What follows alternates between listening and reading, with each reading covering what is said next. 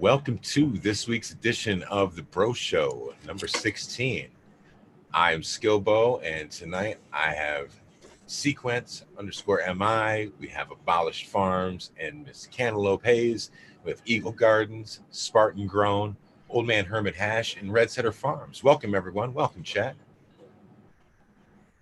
Hey, everybody. What's up, everyone? How is everyone at Sunday going on? Miss Cantaloupe has joined us today. She got a rare day off on one of our recording lives, so we are pleased to have her. What's up, everyone? Hey, everyone. Glad to be here. And Old Man is back. Old man called in sick last weekend. He said he had something better to do. We're a bunch of lames. He was good on it. I had a bunch of great excuses. I laid them all out earlier to everybody. It was great. That must have been when I was in the bathroom.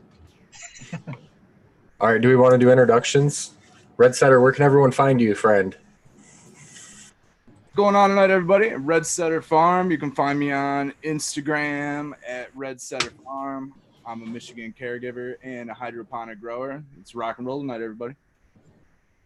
Thank you, Red Setter. Eagle's got plants all surrounding him. Look at this. Mainly Instagram and YouTube, I guess, are the best places to find me currently. How you all doing tonight? I'm doing great. Old man, how are you doing? I am good. Old Man Hermit Hash. You can find me on Instagram, or that's pretty much it. I don't really do much on the interwebs these days, but yeah, been busy, insanely busy in a good way. So, it's taken away from my fun time a little bit, but it'll come back. What are you holding there? Is that a joint? Yes. Oh, very nice. My outdoor garlic cane. It's only like the second doob I've rolled of it. It's pretty nice so far. Really into it. Might make me a little sleepy, I hope. All right, enough, old man. Spartan Grown.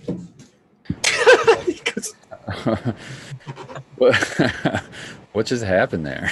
You all right over there, old man? I was joking with him because we made his intro like 4 times longer than the rest of them. All right, well, you can find me at Spartan Grown on Instagram. Or you can Mitten Canico. Yeah, Mitten Canico just harvested some sweet rooms, so go to their page. They got cool pictures up on there.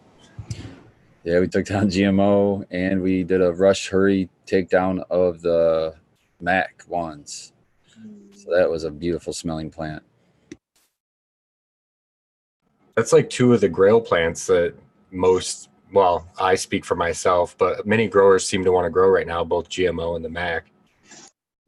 Well, actually, I was wrong on that. We took down the GMO first. That's already gone. The wedding cake, we just got the results back of the GMO on Friday, so maybe it'll be gone soon, but I know it's already sold. But then the wedding cake is what we took down. So it was wedding cake, and then we went and took down the Mac. So now hopefully we're going to have about 2 to 3 weeks before we have another harvest, so we can really do a good job cleaning. We have one more irrigation set up. The one that was in the Mac, that was hand watered all the way through. So that Mac will get some automatic irrigation, so that's going to be awesome. Hell yeah. And then Abolished Farms, Miss Cantaloupe. How are you guys? You can find us online on Instagram at Abolished Farms and Miss Cantaloupe. Also, Abolished Farms on YouTube. You can find Abolished's work on all of our video productions. We're doing pretty good, Sequence. Thanks for asking. I know Miss E didn't answer. Yeah, I was mostly concerned with how you were doing. That's all right. I know. You're such a caring and loving guy. I know that she's got the internal fortitude that you lack, and I know that. Shout out to the camera woman, man. Mm-hmm. Yeah, I want to shout out to, I don't know if it was Tara or Tara Wilson. She actually sent me a DM after the last show wanting to know where the event was and everything. I'm like, no, I'm sorry. This is like we're just getting together or whatever I said. But who knows? Maybe next year with the event licenses, maybe we'd figure something out. But Yeah, we hope to be able to do something like that someday. That would be Yes. amazing, wouldn't it? that would be so great, wouldn't it? Especially as we grow the amount of people that are constantly in the chat and constantly commenting on things. It makes you think that an event would be more possible for sure. My just- space can probably only hold about 100 people, so Yeah, we could probably only bring about 30, so we're good. But just think of just even if these places start to open up that are like the social clubs, like the Vehicle City kind of is already. Hey, it'd be Kate. great just to have a get together at one of those would be cool. Something small. What's up, Kate? Hello, good evening. Sorry I'm late. We just finished intros, Kate. So if you just want to tell everyone where they can find you, that's about everything that you've missed so far. Oh, hold on. I'm actually gonna go out and come back in real quick. Kate's Take fired. two. Take two. So what's going on out in their chat? I see we've got a lot of our regulars out there. Dankman Dan, Prometheus Soil, Tara Wilson. Let's see who else we have in here. Baked is always Bates in here. there, always. Just shout out to all you guys, man, because Tip like Top you're Magoo. Tip Top Magoo. Yep, he was here early. You know what? You guys make the show, man. Keep the chat popping. We appreciate it. Well, I live to talk to all you guys every week about everyone's gardens and what's going on. I guess I'll start with mine since I had the cool thrip video this week. I got some thrips in my veg garden. Everyone was wondering how I got thrips. It doesn't really matter. It's something that happens in all gardens. You can't be too proud to get a pest every now and again. And I got Spartan. How do I pronounce this? I got that BB, Basaria bassiana, or whatever the hell. Yeah, it's a fun. Yeah, it's a fungi. So I got that to spray on the plants, which I actually did today. I sprayed that on the veg plants and on the flower plants. That's on our approved list here in Michigan. So they should be all good to go. I would go ahead and do a root drench for that too. Yeah, I sprayed it all over all the media, but I didn't do a drench. And I sprayed the walls and stuff a little bit. And then I did defoliate quite a bit before I did any spraying. And that's just in general a good tip because for spraying at all, so you spray less.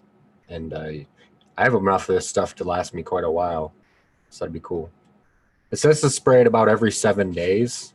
I'm not sure how many applications I might need to do, but it should work pretty well, everyone says. Yeah, it sounds like you got it all figured out, man. I wouldn't add anything to that. All right. What's everyone else got going? What should I do? Unless you got more plant therapy other than that. I don't have any more, but I can get more because I plan on using that. I use that as like an IPM every harvest or every crop. Right when I enter flower, I usually will spray with that just as like a preventative. And I'm out now, so I'm gonna buy it anyway. Did you hear the tip about using the isopropyl in it too to make it a little bit better for, I think, thrips specifically? Yeah, I heard that tip. That was cool. Yeah, for sure. Thanks for bringing that up again. Yeah. What's the mode of action on that fungi to kill it? Does it neuter them or is it actually just flat out kill them? It goes inside of them and it kills them. They've got pretty cool pictures of it actually, how it works. I was impressed to know that it's a fungi that comes from soil, so a lot like some antibiotics and things like that. So it's a completely natural, and it's on our approved list. And everyone said that it would work extremely well. So I was inclined to pay the price for it and get some, and we'll see. It's not cheap stuff, but you can use it as a preventative as long as you're not using any other kinds of beneficials, nematodes. Maybe some predator mites might be susceptible to death by that stuff. But I use it as a preventative and in case of some things, but I had to cut loose on it because I am going to be using nematodes to try for a different gnat issue. So Yeah, and Smiley's Garden says that thrips lay eggs inside the plant tissue, so you need to spray multiple times. So is that what the little, like, if you have, I don't have a lot of thrip damage, but some of the leaves obviously have thrip damage. They have like little black spots in them, maybe. I thought that was just the dead spots, you know, when leaves die, but maybe that's where the eggs are. When I defoliated, and I'm going to continue to defoliate, I think that'll help with the eggs quite a bit. And then, yeah, they say that spores that grow out of the bugs, that's what that bacillus does, or that, yeah, but whatever, BB. Spartan told me to call it. I'm not that fucking smart. I can type it. Don't ask me to say it. I have it in my clipboard of my phone, so I know that if I long press and go to clipboard, I can get it in like my last 5 copy pastes. Well, what's up, Kate? You see you're back. Yeah, I figured out how to make my name look right on there, and I have YouTube up already. So like batting 1,000. Oh, but you can find me on Instagram at the Can of Kate. Again, sorry I'm late, but better late than pregnant, right?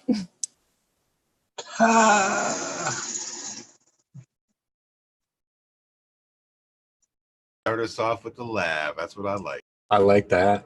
What's going on in other people's gardens? Eagle, I want to talk to you. You're surrounded by plants. What do you got there, my friend? Well, this one right here is one of your favorites. This is the lemon lava drop. Hell yeah. Taking hold of and putting her in the flower. I hear that you're a maybe. Over here. I hear you're a maybe for our Thanksgiving thing, and if you do come, I hope that you bring me a cut of that lemon lava drop right there. Doesn't have to be rooted, but I'll bring you one either way. But back here we have some blackberry frosting in my second straw attempt, and then back here behind me we have some Mendo Loco, big old girl, and then if I turn right over back there, you have a little bit of insane in the membrane, 4 girls back there, all under LED. This is going to be a LED run back here. And oh yeah, we got Challenger Deep right here, ready for some cuts, ready to be flipped. Well, that's what you're looking at right behind me. your plants are really dense and bushy. I really like that. I always defoliate a lot of my leaf matter these days, so I never see them look like that anymore. It's kind of cool. Well, that's the thing is that's how I get them to look like that. Is I defoliate like crazy in veg. Let that light blast right through. Anything that's bigger than common goes.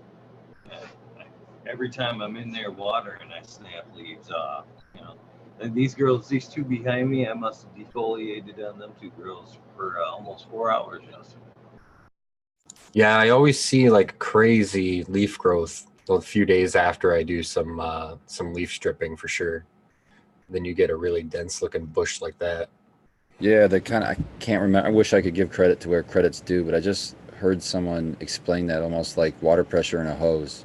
So if the hose, imagine your branches of your plant were hoses, you know, including the leaf branches, the petioles or whatever, you know, the water's got to be pushed through all that material. So you start taking material off, the pressure inside the hose is just fucking increased tenfold. So it's like a boost. That's like I've always said when I was, you know, when we do leaf strip at work, the next day they're just praying to God and just like, seems like they couldn't grow harder. And it's because of that, you know, I believe, you know, this other person's whoever's theory it was, I believe it makes sense to me. Like, you know, it's just the water pressure coming up through. It's getting way more nutrient. I get that same thing when I top. I feel like, you know, I let it grow to 5 nodes high or whatever the fuck, and then I cut it to 3. And the root mass is prepared for 5 nodes, but now it only has 3. And it feels like it grows really, really quick for a little bit while it tries to catch up. Yeah, I've always heard there's a root explosion when you do topping. So I always topped when I was transplanting. So if I'm transplanting, the last thing I do is I top it. Magic word for that is auxins, if I'm not mistaken, right?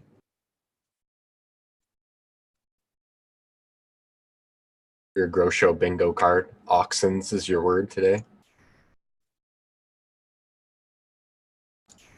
Does anyone else want to share a grow room plant update before we try to come up with a topic for today? I took down Yeah. 3 Oh, plants. okay, go ahead.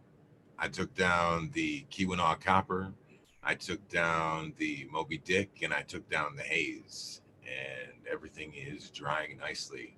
And I also flipped in another Haze, another Keweenaw. The Abolished OG is doing great in flower. It's just getting ready to put buds on, stretch. Man, I'm really happy with it. So shout out. Thank you, Abolished. I appreciate it.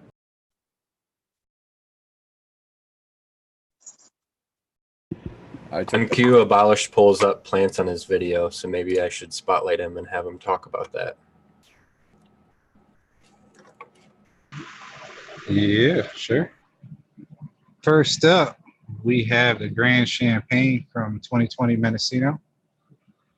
That's this whole row right here. And they were freshly defoliated, as you were just talking about, by Miss C. She did a really, really good job, especially on this one right here was staying like short and stout. Like it didn't want to go anywhere. And just within like a day of her doing it, it's already gone an inch. But right here is the one that I'm hoping is going to be the keeper. It's got like the best traits of these two right here. It's crazy. This one don't even look like the same strain. Do any of those have like a stem rub profile yet? I haven't done it yet. I try not to do. I honestly don't do it on the first run until like I get the bud. I don't want to mess myself up. You know, calling a smell already.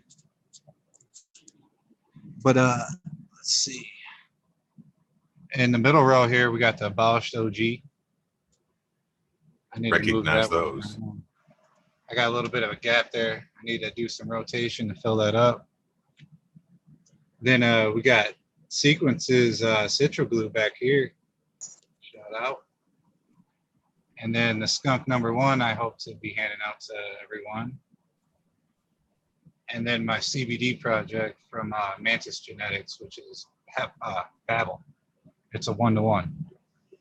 Are these the ones that you just flipped into flower? Yeah, they're, I want to say just under week 2 or just at week 2. Abolished, remind everybody what light you have those under right now and what your space is for that. This is a 5x5, and I have 2 of the 240 watt cannons from Black Sale Market. And then I also use a Grower's Choice 315, so I can get that UV boost in there that I think LEDs are lacking nowadays. The leaves look happy for sure. Yeah. Thank you for showing us some grow footage. I think that that's something that our show brings that sets us apart from some of the other ones. I like that. I want to get a camera that I can put on my grow, put it on a screen behind me. How cool would that be? Green screen right behind you. Just do it live. It'd be sweet, man. Then I would have to learn how to grow good-looking plants, and then shout out because GML show does that. They talked about us this week, so I'd like to talk about them. You know, I appreciate that, guys. Man, we're all one big community here, man. It's all in this together. Yeah, shout out to them. They brought me up at the end of the show, and I had a little time to talk, and it was pretty cool. I watched that guy forever, man. So yeah, for sure. You're out there glad-handed, you know. And then there's the GML tech. You know, he's always been big on defoliation, and he's got the videos to show you that it works for him. Shout out to Easy Swap Pots too. I see those were brand new babies right there. I saw somebody in the chat too that joined because they heard Spartan on GML. So like that's cool as shit. Yeah, Spartan's doing the hard work, man. He's on all the different shows, grinding away. Workhorse. Yeah. I just show up, man. You guys are doing the work. I just show up. I'm not even gonna pretend about it. Looks beautiful. Yeah, what do we got there? You're later in flower there. That is the Abolished OG. I'm waiting on her to finish up so I can start up my new Easy Swap Pot frugal build in here. Now, what size bags are those ones? I believe these are 15s. Nice. Like They were topping at the 7. Perfectly. And then I'll have just enough room right here to water it easily. Unlike my last build where it was tight. And these But ones that- are done under the Grow Mouse pucks, the chilled LED and rapid collab. How many are there? There's 4 pucks on there. That pulling from the wall. Is that like a 240 or something? I forgot exactly. I think it might be. Oh, there you go. something. 320, I think. 320, yeah. How close is that light to the top of your plants typically to keep it from burning? I'd like to get it a little bit further, but that's only a few inches probably. Right there. I'd say maybe 5. Wow. Okay. I don't have much clearance right now. Not in these little tents. Hey, you're making do, man, and making do Yep. damn well. So you doing those the same grow like the frugal grow with are those Bad Bunny nutrients you're using in there? Yeah, this has been recharged and amended with that bunny. Same type of pots. It's just this plant was with another group of plants that finished before it. So, and I just stuck it in here to finish off. And now I got to wait for it so I can get all those clones up there in a bed. Jesus, my clones are getting huge right now. You say that like it's a bad thing, brother. Sometimes it can be frustrating as a grower to get stuck. That's Wait where you for a have one of plant to two finish. options. That's where you just do one of two things. You either do a hard topping and basically reset the plant to that, or take that hard top and then throw it in the cloner or in a root ride or whatever and start over and trash the other plant. Well, it always, for me, ends up in a situation where I just super crop the shit out of a bunch of plants and shove them under a scrog net. Yep, me too. I mean, let's say that you're holding some genetics that you don't really want to run again right now, but you don't want to lose the cut. You can play that game, grow it up to 18, 24 inches, take your cut off of it, reset it, buys you another round. Yeah, that's what I do. I throw them in what I call my mother tent, let them get big as fuck, and just give them just water, and then take clones and reset them. So there's a question for you guys. You think that my scrog would be better off with a bunch of plants, or do you think will I do just as well with these big old ones? Depends on the plants that you're running. If you have something that's really flat and bushy that you've already done a lot of either high stress or low stress chaining on, and you can flatten that bitch out, or if it's really, really tall, where when you run it out under a 4-foot scrog net, you can go that way, or you can do more of the small plants and just jam them in there, and then you're going to end up lollipopping the shit out of it. So it's just basically a number of branches and buds.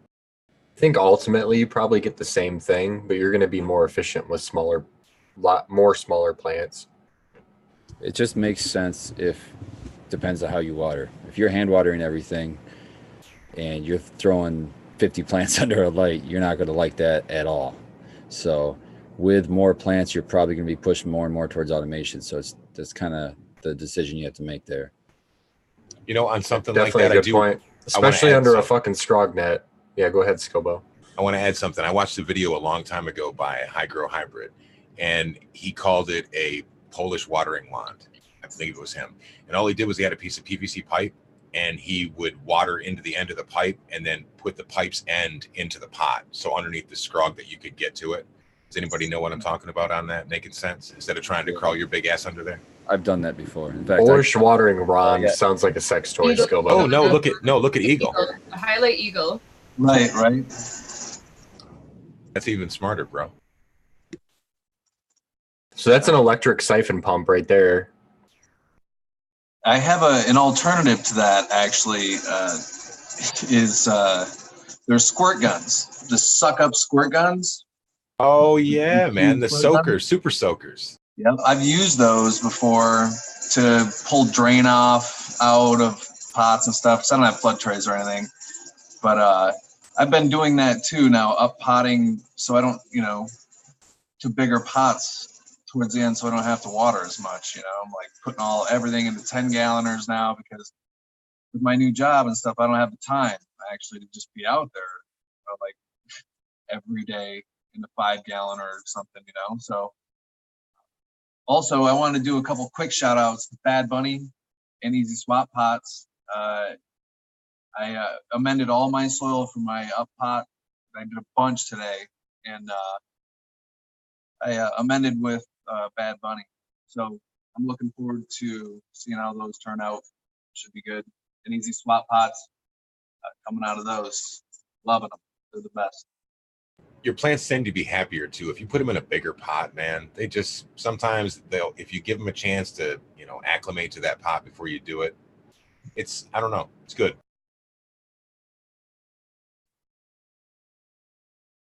I think they're just the swap pots. They're like the perfect in between plastic and fabric. You know, you don't have to worry about ripping the roots out of your plant, trying to get it out, you know, when it comes apart so easily. But yet you still have the fabric, so you still get the more oxygen to the root zone. So it's kind of the best of both worlds. Well, that's what you got there. There's lots of sites. That's a 4x4 right there. That's the Mendo Loco.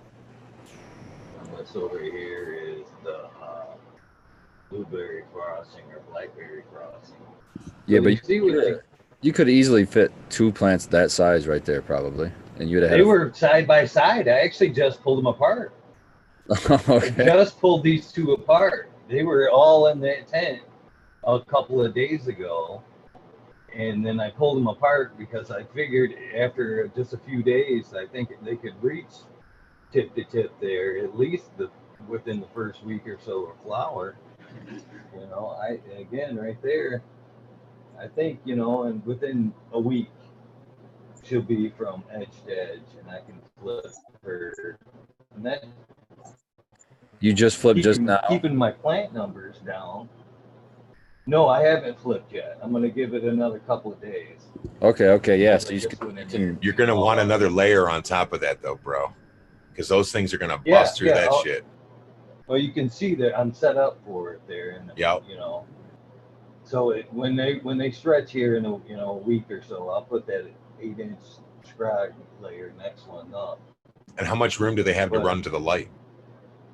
Right now there's 16 inches there between that one and a little bit more on the SK side, but there's room for them to go up if need be. So how much under canopy do you still have? Because I feel like you could stretch those out even more, like bring the net down some, and that'll cover up even more of that net for you. Yeah, you could probably bring that down. Oh yeah, you could pull that down more, and then, like he's saying, fill that net out for sure. But that's a beautiful job on that too, man. Really nice job. The other side here. Yeah, I think you're gonna do really well. So what you're seeing right here, the benefit of the scrog, guys, and one of them anyway, is that the bottom part of that plant would normally never be anywhere close to the light, but right now it's going to get a lot of light. You're going to get big fat buds where you'd normally have larvae, shitty nothing right there in the middle of that plant. So in this case, do you think I would be better off, or would I'm going to be okay in this sense, just running this girl? I think you're completely fine because you haven't even switched yet. So you could fill that net as much as you wanted to before you flip. And you've got I think you're going to crush. Right there, I had to take her back up when I shoved it down when I split them apart. But she recovered fine. She's okay. I figured that green tape will, take her off in about a week, but she's doing okay. I have a question again about the environment in there. Like, what's the temperature if you zip it up? Have you got any idea if it gets hot in there or what the deal is? Well, it averages about 76 because it pumps in air. Let me see here. It pumps in air at the top and then it sucks it out. I've got a crazy system that runs through here. I don't know if you can see all this. It's a big octopus above my head of bullshit. But it blows into the tents and then it sucks out of the tent. So there's fresh, cooler air blowing in the top there, and then I suck from the bottom. So it exchanges constantly, with or without the tents open. So it averages 76 all the time. Well, 84 on top of light. See on the very top here. That's pretty good. That's on top of the fixture. Eagle, you should weave them up a little bit more too, because it looks like right now they're like growing up into the net, like pushing it up, or maybe it's just the way the camera is, but like let them rest on top of it more instead of, you know what I mean? Like let them work with the net instead of growing up into it. It's definitely time for them to be tucked a little bit. That's a little bit of a recovery from. I really beat him up the other day. Really beat him up when I took him apart. It was pretty rough on them, but they recovered well. Yeah, they're really resilient, man. I've noticed Just that. the day after. I was just gonna say they can take it, and like how you have that green tape on there. I was just telling my buddy the other day, like when I break branches, I seriously use like painter's tape around it to repair them because it like holds it gently enough that you can peel it off without breaking the branch again, but like well enough that it can heal itself. It's just like a band-aid, you know. I'm sure that some people like cringe at that, but it works. No, I've done the same thing. I like using what I use now. I stole it. I got the tip from Vader. That tape, that Velcro tape. You can cut it to whatever size you want and just roll around wherever the branch, wherever you want it, like it's a Band-Aid almost, and it'll stick to itself. I just wanted to add to this conversation and say that I got grafting tape, which is made for this, like the plant stuff. It's just like it only sticks to itself. It's kind of like the new Saran wrap, where it doesn't work very good. I would recommend using any of these other solutions over grafting tape. Don't waste the money. Painter's tape was way better. Zip ties were way better. Electrical tape was way better.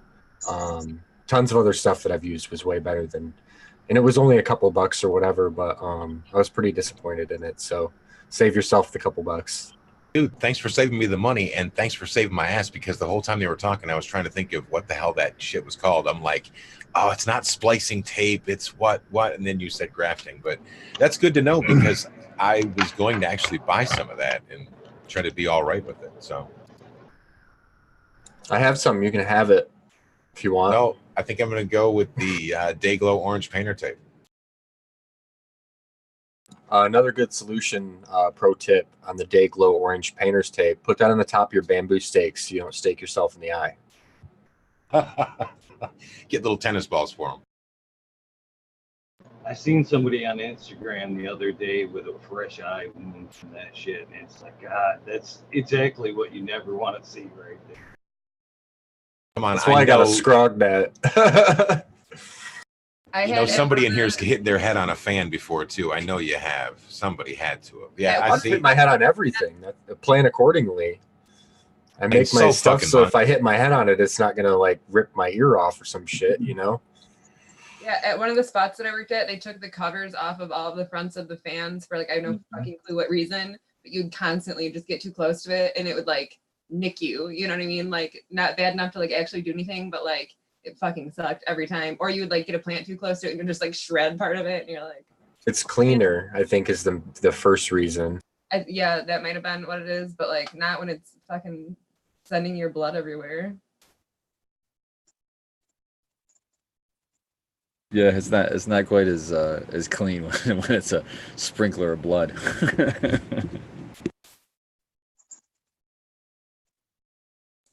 Does anyone?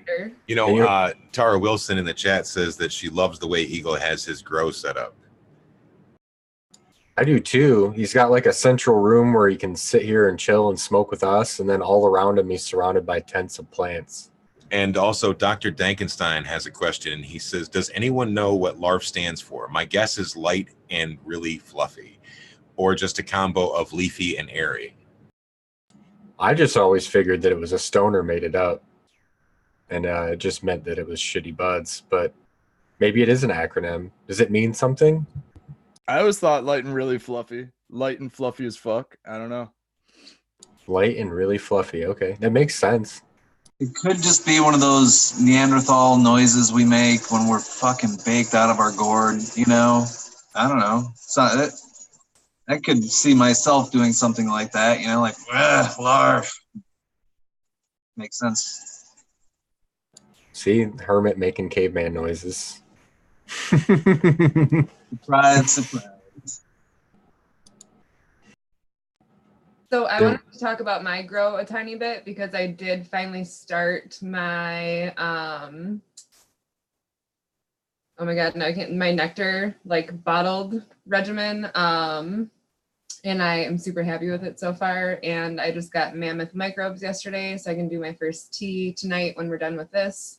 But I wanted to bring it up because of Tara Wilson's comment about loving the way the Eagles is set up, because I think that I'm going to switch the way that my layout is to have tent styles like Eagles because it's appealing to me. So that's just my quick update that I'm super happy with the nectar so far, and I'm gonna get a tent and see if I like it. I always really liked tents before, so if you need any help or have any questions or whatever, let me know. Or hit up Eagle. He's got tons of tents. Spartan's got tents behind him too, right? No, I have a tent outside of this room. That's my mother tent. But other than that, that's a Gorilla Grow tent. It's a light tent. But this is just Orca paper or whatever you want to call it, black on one side, panda paper. And that's how I do the walls on most of those rooms. That's just the storage room behind me. But yeah, my veg room is, you can see the light kind of coming from this side. That's from the veg room, door open. And then the flower room is, sometimes you can see it. See if I move my computer, there's a little sign over there, but my wife put on that door. It says ladies only for my flowers room. It's pretty cool. Oh, that's an awesome sign. I was going to do that to my room, but damn it, now it's not original anymore. I would have probably been like the 50,000th person to do it. I have a sticker on my hood that says no males. Yeah, but I've taken down most of the contest plants. I got the name of it. It's the strain name is, what was I read it too, and I can't remember. Snow cane. Yep. So I know What's the cane cross though? that's what I'm saying. That's what I'm saying. What I was wondering too. Hurricane? Yeah, it might be Slurricane. It's got to be hurricane, right? Well, you got to remember, these 2020 boys are from Michigan. They were running around here. They could have got garlic cane, no problem. Man, I can't wait to try that strain. I've never tried it. It just looks great. Sounds great. We're gonna get to try all of them, bro. Yeah, you guys are judges. Yeah, we're gonna judge this thing. So that's gonna be really cool. Yeah, I'm saving it all for me, guys. I'm not letting you smoke it until after the contest. I don't want there to be any gropes, people, Oh yeah, good point. Yeah, good point. They tasted it before, so they knew which one to pick. So no, it's not going to be. I'm not playing that game. So, dude, I just respect you so much, man. Yeah, that's a good point, and I never even thought of it. But yeah, good point for sure. I'm trying to bring integrity back into this weed game, guys. Yeah, that's a really valid point. We don't want any biased judging for sure. I got another question in chat from Nikki M. I don't have my glasses on, so if I get it wrong, pardon me. She wants to know, does Eagle dry in tents? I used to, but now, of course, I'm drying in that dryer. It's now dryer. I used to dry in a 4x4 with coat hangers and clothesline pins. Hang all my bigger branches on that and mediate humidity by opening and closing it with a small fan in there. But I hate to say it, but once I was able to test that herbs now tent or dryer, I started growing in the tent again. And because it does, I really like the dryer. That's no bullshit. That's actual real shit. Once I got to where I could control it and knew what the machine was doing in my environment, I quit hanging and started using the machine full time. And that's what. That really benefits you as somebody that runs perpetual gardens all the time, because you don't have like one giant harvest. You have several smaller harvests, and you can run them through your machine that way. Yeah, exactly. I harvest every month. I have 12 harvests a year. So yeah, that machine is great. It's always kind of running. They're actually coming out with a bigger machine, a 4-pound machine here.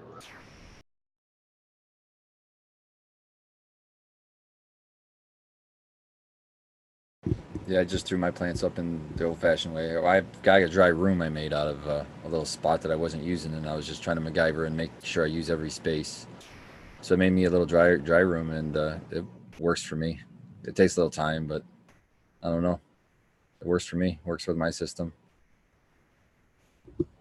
Going back to the tent thing, I mentioned a couple weeks ago that if you're looking for a way to dry, you can buy a smaller tent, like say a 2x4, and you can put your lines up in there, hook up a small 4-inch inline fan to be able to control that. Maybe put a dehumidifier in there for it if you need that as well. So there are several options on how to dry this. You're really just trying to create an environment that's conducive to it. You know what I mean? I just can't stress enough to take the drying part seriously.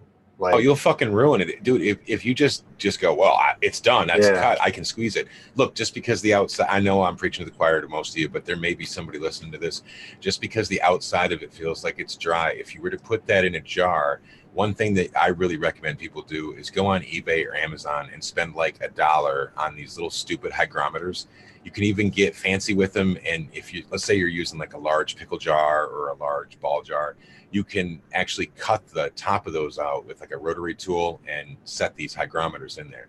When you put your bud in the jar, if it's over 70% after like 15 minutes, you have to leave the lid off or get it back out of there. It's not ready to go in there yet.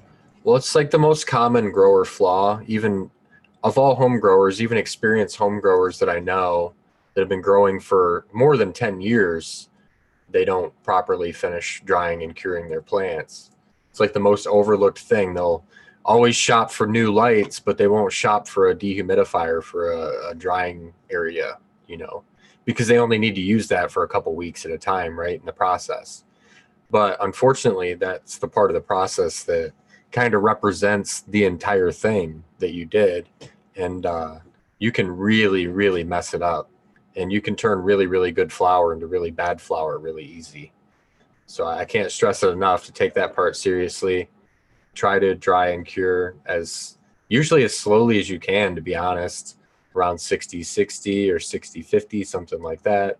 And really take your time with it and enjoy the process. When some people rush it, try to find, you know, like the myherbs now is fine, but you know, if you're gonna go as far as trying to sit your buds purposely on top of stuff that's hotter than it should be, or microwaving it, throwing it on the baking sheet and putting it in the oven because you're really hard up or something, you're just killing your terps, man. That's all you're doing. You're just saying, oh, I don't want these. I didn't need these anyway. There's and you put all this time and money and effort into doing something the right way, and you can really damage it at the end.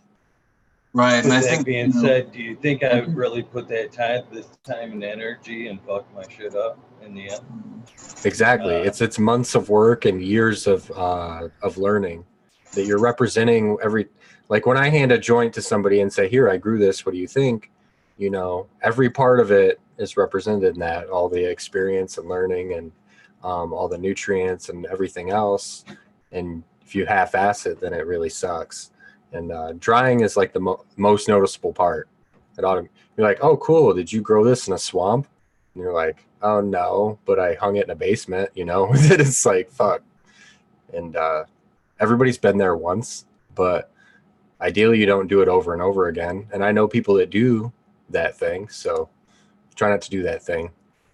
Your goal is to not create the $8 a gram bud. Your goal as a home grower is to try to replicate that top shelf shit. And yeah, I get it. A lot of it has to do with genetics, but don't kid yourself. A lot of it has to do with what you do. Just like we worried about the environment that we grew it in, we also have to be worried about the environment that we grow it in and the environment that we store it in.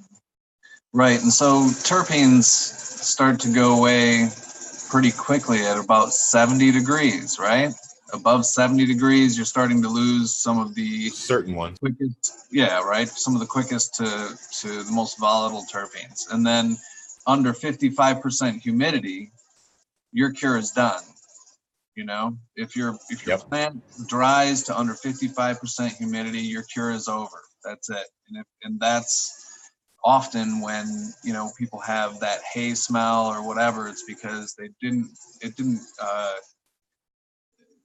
dried too fast. And the They longer locked in that chlorophyll, right? right, the chlorophyll turns into sugars and we lose the hay smell. Rumor is that the sugars are why you get black ash, by the way. So if you're curious.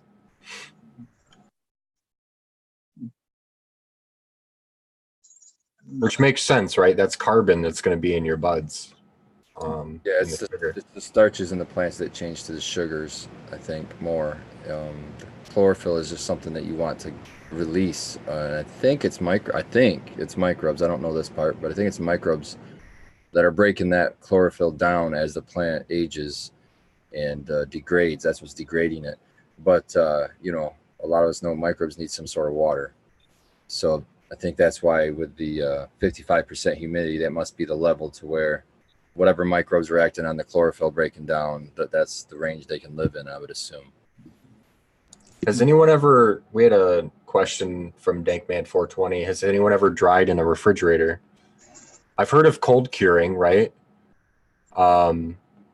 What temperature range? Does anybody know? Has anybody tried this? We're in the winter time now. I wonder if you could just hang plants in the shed behind your house and cold cure plants because it's fucking freezing cold outside. I would be worried about the humidity in the refrigerators because the refrigerators tend to have really, really low humidity. So I think it would dry it faster. I think they do it in a sealed container, like Tupperware or something. I would have to read about it. So I guess none of us have done it. I'm sorry. Somebody on the other show has, I can't remember who it was. Maybe it was Kyle or one of them said that that's how they cure theirs in the refrigerators. But yeah, that's the thing that I would worry about is that a refrigerator is a dehumidifier on the inside. So it would dry out your buds pretty quick.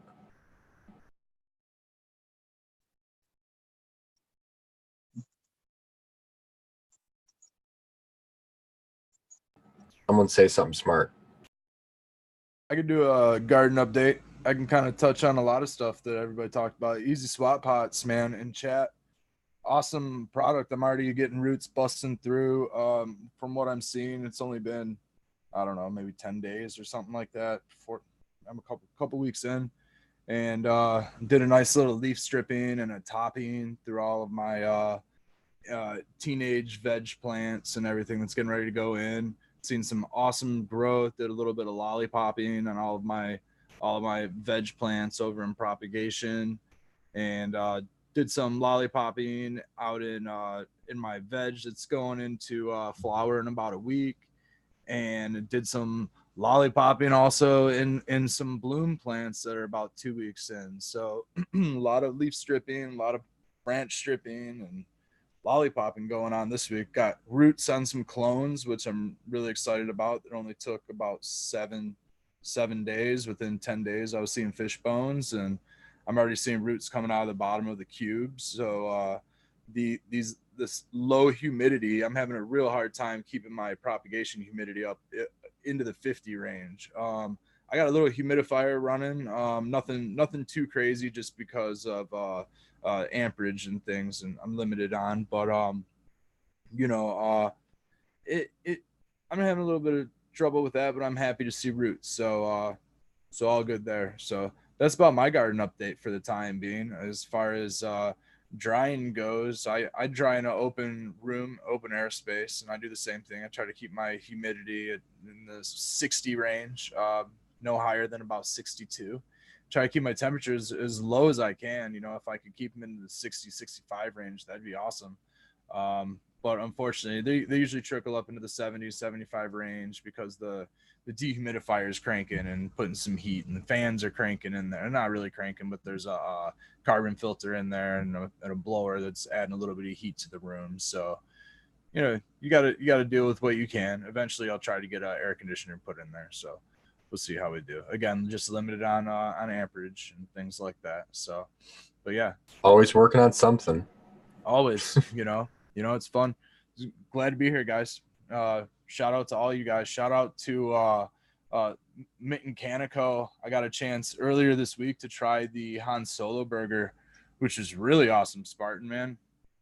fire job on that, guys. It's hit my taste palette, had me going throughout this week. Allowed me to get that lollipopping done all week. So great to see all you guys. Thank you. Well, thanks for that, man. We appreciate hearing feedback. You know, it's always pretty cool to see that. We don't have really a way to brand ourselves yet. We're trying to figure that out with maybe some packaging, but so any feedback we get is fucking appreciated. So thanks for that, man. Yeah, I wish I had a container. You know, it would only be the dispensary container, unfortunately. But you know, either way, shoot, man, I wish I had a butt of it to share. But you know what? Like I said, it ended up getting smoked all week. So, you know, only a couple grams at the dispensary. Yeah, it's not that cheap. So, you know, it went kind of fast. Well, you plowed right through it, bro. You were like, oh, I can't believe it's gone already. It was like a day and a half in, and it was gone, man. Awesome job, man. I got a question about that for the I'm gonna chat. save a little nug for. I wanted to ask the chat about packaging. If you were buying product from someone, would you rather get it in a bag, you know, like the Ziploc style bag that you can get, the professional ones that they sling stuff in? Would you rather get it in a pill bottle, or would you rather get it in a glass jar? Well, there has to be a caveat, right? The glass jar is always going to be more expensive. Slightly, not significantly more, but it's always going to be more expensive. It is, but I feel like there's also that thing of, I'm probably going to keep it for a stash jar. And if it's got your logo on it and it's really clean and crispy and it was a memorable experience, that shit might be some free advertising for you versus that baggie that, you know what I mean, might get passed around like a trading card. The glass jar is definitely reusable, so people would dig that. Yeah, my personal opinion is I do like glass, but I want dark glass. I don't want see-through glass because, you know, that's my baby I'm sending out there, and I don't want her to be subjected to light forever and then be degraded so that the end consumer gets, you know, a shadow of what she was. Well, but you can also realize that you're using an eighth. Basically, you're going to be slapping these out in little jars like this one right here. And this is a great example. Okay, so here's something that I got an eighth in, and I'm going to give them a shout out because look, there we go. Their logo is on the top. It says on the top, Detroit Growers Extracts. Okay, so I took the label off of this, but you could just as easily make your label the exact same size of this. They're not going to try to keep this shit around for months. There's another one. Look at that, the bottle over there, the Eagle bottle. But you're not going to keep this forever for the smoke, but it's a great advertising, and the cost on this is pretty cheap. Yeah, those lids on those aren't tight enough to hold it for a very long time, but it's pretty decent for packaging. I feel the best packaging for like long term is probably going to be some kind of nitrogen seal, honestly, because I mean those I don't tin cans, those nitrogen tin cans. Yeah. I've seen somewhere, I don't, maybe one of us shared it, but somebody was making it out of hemp too. So it'll be biodegradable at the same time. And that'll take care of our waste product or our waste problem with all the plastics right now. Because we're terrible with plastics in this industry. I saw a extract company that with every gram of dabs you bought from them, they gave you a dab tool. I thought that was pretty cool. They were like laser etched dab tools. They were pretty badass. I wish I could never remember what the company was. Yeah, the thing we have to worry about with alternate materials is the state mandates. You know, they have to be child-proof. They have to be this, they have to be that. So the state regulations, and this changes a lot. You know, they could send out another bulletin tomorrow if they wanted to, if they decided something else was not safe or whatever. You know, perfect example, the flavoring in the vape cartridges and things like that, where they took the flavorings away for a while. You know, so packaging could be really deep project or a deep sinkhole for cash if you're a business and you want to say, oh, I'm not going to order exactly what I need. I'm going to order a whole big supply so I can get a break on the price. But, you know, a week after you get this huge order, the state changes the law and now that packaging ain't worth a damn. So you really have to figure that into the whole equation of ordering things. So it can get really murky because of the that's a good point, man. The law is changing all the time. You know, who's to say? They say, you know, they could say that the glass is a shatter hazard or something. It can't be, you know, there's there's a lot of things to worry about. We had a question from Tegrity Farms, and I couldn't ignore that name and not ask it. So they asked, "Great show. When do you guys start flushing your plants? Thanks." Laughs inorganic. Yeah, so I guess the organic guys probably don't flush because they're always growing with just water. I'm growing with cocoa and salts. I flush for about a week or so. When I get to about 70, 80% cloudy, like fully cloudy, what I'm looking for is right around 100% cloudy and just a couple amber, I'll start flushing. Usually that's about a week to 10 days, maybe. I don't know. Red, how long do you flush?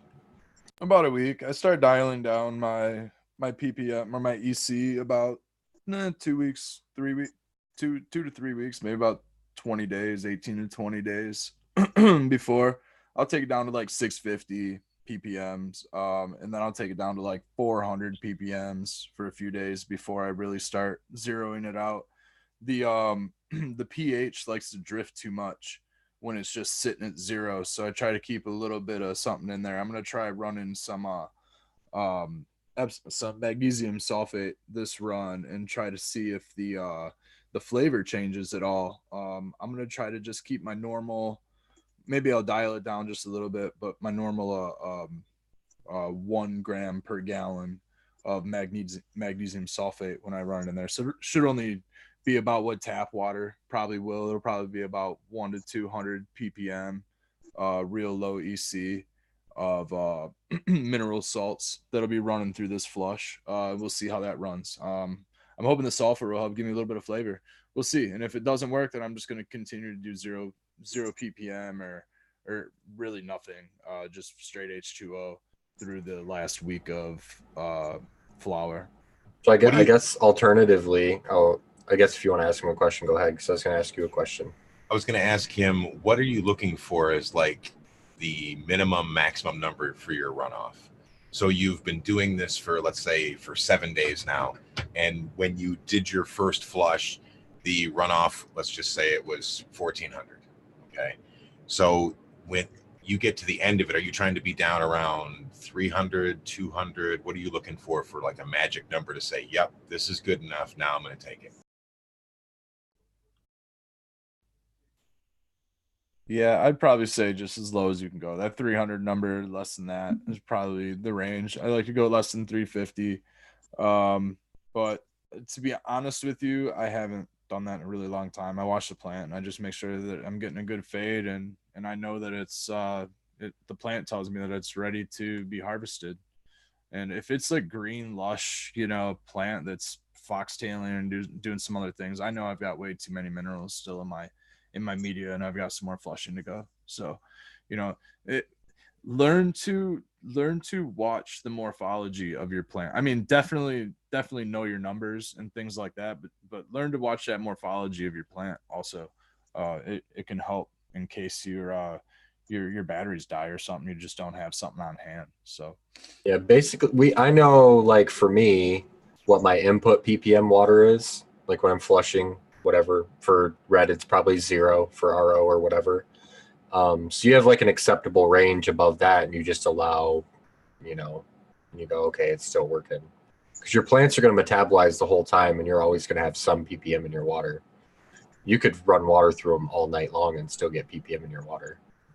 Yeah, and personally, I've never heard the scientific range of EC that you should be below with hydroponics. I'm not sure if there is one. I'm not sure if hydroponic flushing is just something that we do as a bro science or what. I know that there's arguments back and forth on the flushing issue. So, I personally, I just try to go as low as I can. Yeah, that's what we do at work also. We're really happy to see 200 or lower. But like Red was saying, it's all about what the plant looks like, man. If it looks like a lush green plant, it has a long ways to go still. You have to wait for that plant to start senescing and starting to use up all its stored nutrients. It doesn't matter what the hell's in the soil so much as it matters what's in the plant. Do you guys use any products to flush, like Flawless Finish or Aloe or anything like that? We get winter's frost, and that's supposed to have some effect on the plant, but that's the only product. A lot of times the last flushes are just straight water, just straight RO water. And, we record our runoff every day. Well, not every time we water, we record the runoff. And then we'll have we have 2 sets of runoffs up there, so you can see the 2 waterings before. And then you just erase the oldest one and put the new number on the next one up. But that's just really tells you so much. And I couldn't stress it more. When I grew this way at home, I never did that. I never tested the runoff. Test your runoff, people, because it gives you so many clues on how you can adjust your feed every single time.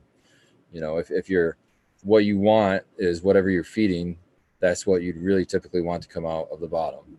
If it's too high, obviously you adjust your feed lower, and then if it's vice versa for the other. But it sounds kind of basic when I say it like that, but you'd be surprised how many people don't do that. Right. Warlock in the chat wants to know about that, though. Warlock says, has winter's frost made much of a difference as far as you can tell? He's been on the fence about that, so maybe a little feedback.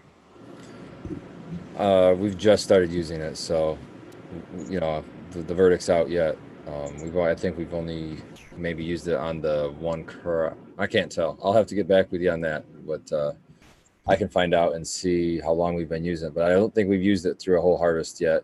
It doesn't have to be used for the whole harvest. It's only the last little bit, but I'm not sure any of the harvests have had the full amount that's recommended yet.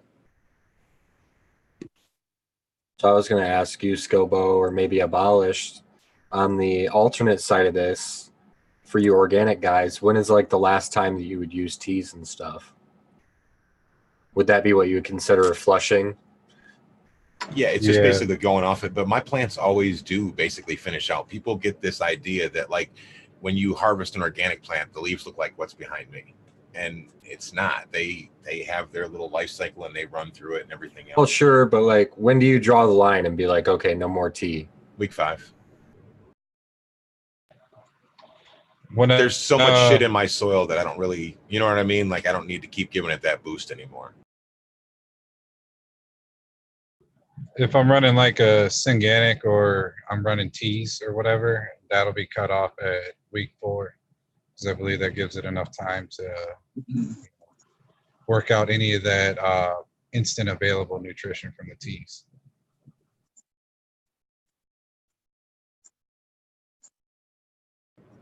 I don't know.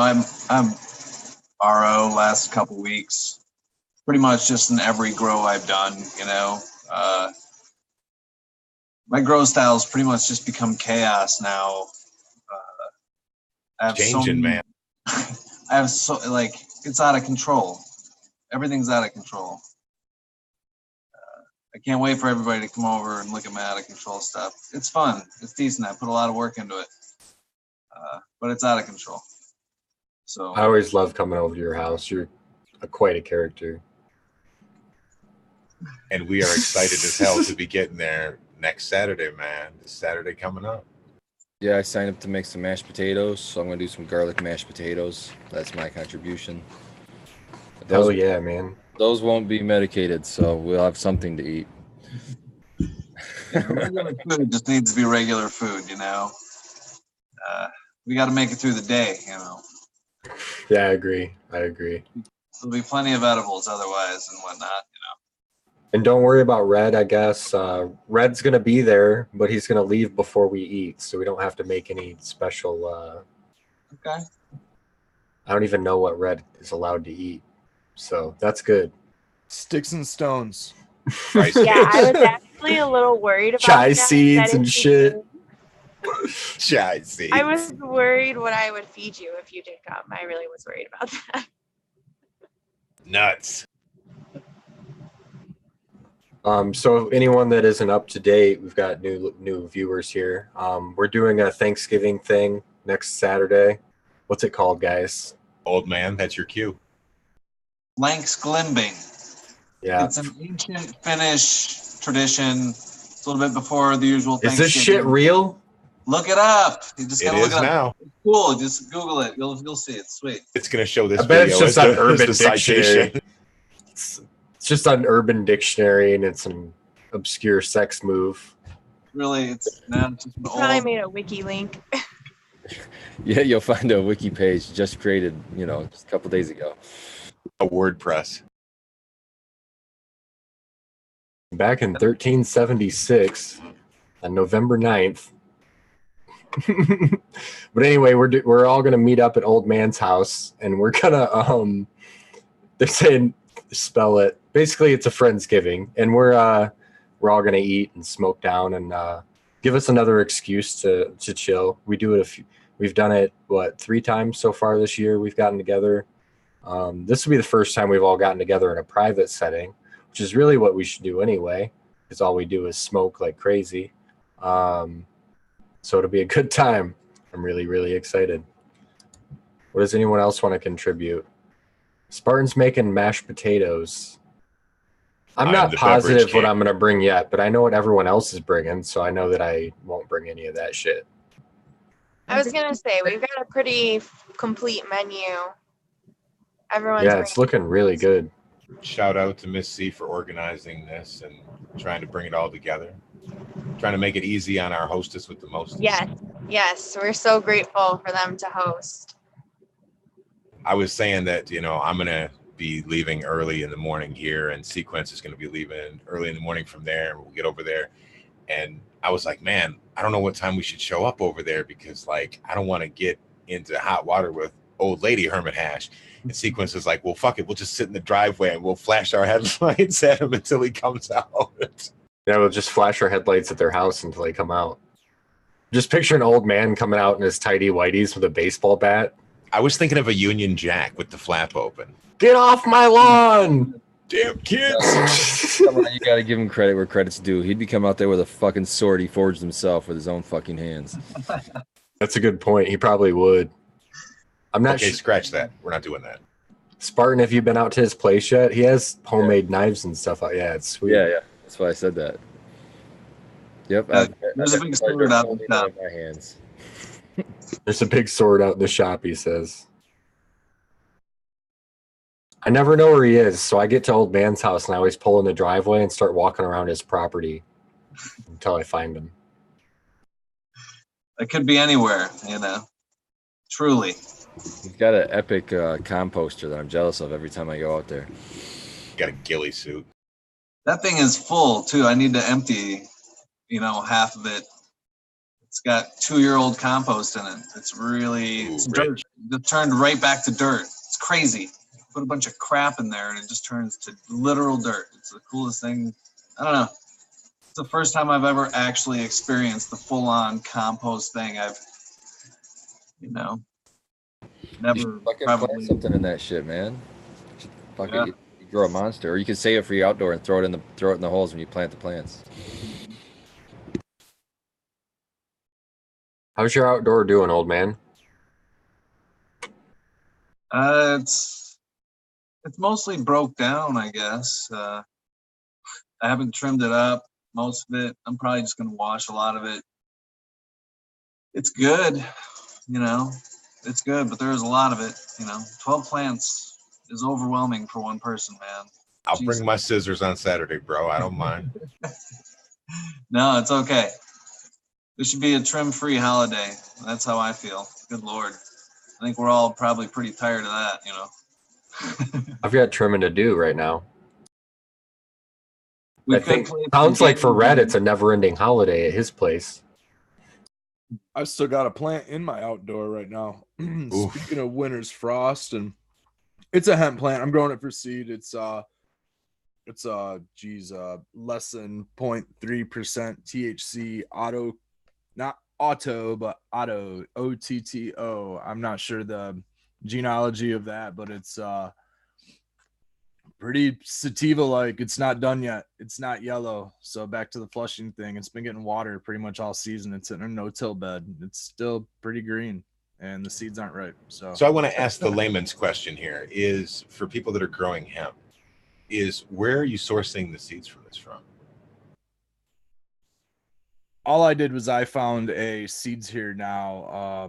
This was Best Coast Genetics is what I think they are. It was just some of their less than 0.3% THC cultivars. So Yet to be tested through PSI labs or anything like that, but I have some of the flowers hanging from one of the keepers that was just a huge plant, but pretty sativa leaning. You know, you can see it in the leaves, you can see it in the structure of the plant, smaller, thinner buds, you know, real nice structure, you know, internodal spacing, things like that, but thinner than like what you would normally see in like a Kush. It would be like really huge. I wonder if you're supposed to harvest it earlier. Like a lot of those CBD strains and hemp strains, I know they harvest earlier in their cycle. If you want high CBD, yes. Yeah. You would harvest it a little bit earlier, right? I know you're growing explicitly for seeds. My mouth doesn't work. I'm sorry. I don't know how accurate this information is because I don't remember where I heard it. But what I heard was on the 1-to-1 strains, if you harvest earlier, you get a higher CBD number, and later you get a higher THC number. So you can balance that out to 1-to-1. But if you're growing something that's mostly CBD, you grow it out just like you would a mostly THC plant and just harvest it at the same time. It's something I had heard, but I can't remember where the hell I heard it. It just stuck in my head. Dab time for those of you at home playing along. Have you heard whether or not your THC numbers will start to drift up in that case? Could you I'm rolling a king size Scobo. If I remember right, I do remember in our terpene episode on the Cheap Home Grow podcast, Growing with My Fellow Growers, the Dr. MJ Coco was saying that in those cultivars, CBD is actually getting a preference, like in the plant, to produce more of that rather than THC. So it's one of those relationships at that point. So I think at that point, CBD would be still the priority and the percentage would stay the same. You know, your total output might be more, but the percentage, I think, stays the same. But that's just my thinking on it. It definitely seems to be a ratio, right? Like the upper limit's somewhere around like 35 or 40% divided by all the cannabinoids. Yeah, like our last test that came back on the GMO was another like 32% total cannabinoids. And that's the number that I look at to be, you know, to see how we did. Because I'm not so concerned with THC, CBD, blah, blah, blah. Although it was high, but I like to see that total cannabinoids. Anything over 30%, I think, is excellent. If anything over 30% total cannabinoids. And so far, we've hit it every time. So that's cool.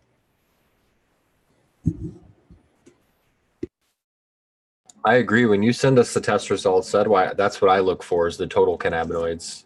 Because the full spectrum is what you're going to get from the flower when you consume that. You're not getting just THC, you're getting everything. And it's valuable to know what that quantity actually is. Yeah, I was surprised to see in this latest one on the GMO that there was a trace amount of CBD in it. There's like a 0.02 or something, or 0.03%, but I was surprised to see CBD show up in the GMO.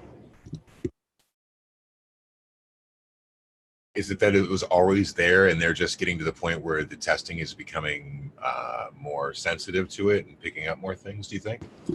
Oh, I'm going to attribute it to like the additives and stuff that we're using. I think, you know, right now we've been blessed with, you know, nutrients from different companies. You know, shout out to Jaron for New Millennium Nutrients. He's been very kind. We've been, you know, shout out to PowerSci. They've been super kind. And so we've been able to, you know, run trials on some stuff that. Is that a silica? Yeah. They have two different versions. You know, there's one that you can run all the way through if you want to, or they have a PowerSci bloom that they're coming out with, or I think they are out with it now, that you can switch to the bloom during the flowering cycle. Because there's more than just silica in it. There's like some fulvic acids and some other stuff in there too. So, but we've been happy with it. We've been happy with that. And I have to look into that. Yeah, definitely. Like Fulvic sounds good to me too. Yeah. It's going to help with your nutrient uptake. And, you know, it's going to cover some of those micronutrients that you might be missing in whatever you're using. But yeah, and the New Millennium, like I said, we haven't been using it long enough, I don't think. I'll go back and ask Matt on the records and stuff because he'll be able to tell me to the day. And so we can see if it's been a full cycle or not with that, to be able to see what the difference is. Because I don't like to judge it halfway through, you know. I like to see the whole cycle and see what my opinion is. But so far, thumbs up on it. It seems pretty good. But nothing spectacular changing yet. I'm surprised Matt's not in here to see which hat you're wearing today. It's past his bedtime.